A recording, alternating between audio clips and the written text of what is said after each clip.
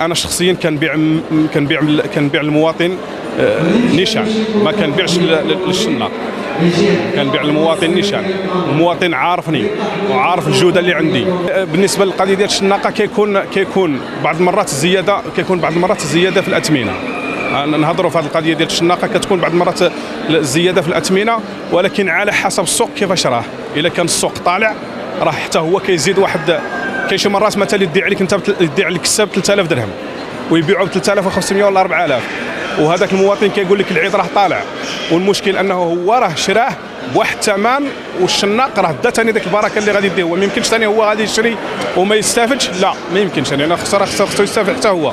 ما يمكنش انت غادي مثلا من جهه الشرق وتجي حتى للغرب مثلا، والجي راه كاين كاين الشناق يسرجي يمشي مثلا يشري من الشرق ويجيب للغرب، مثلا يشري من الغرب ويهود للشرق ولا يهود للجنوب. ما يمكنش غادي انت ككساب منتج غادي تنتج القطيع ديالك وتبيعه مثلا في بلاد اخرى، لا ما يمكنش الا القليل. كاين شي ناس اللي كيمشيو للمرجان مثلا، كيديروا ديك العقده مع المرجان، كيبيعوا في المرجان، ولكن الاكثريه كيبيعوا للشناق، شناق كيدي.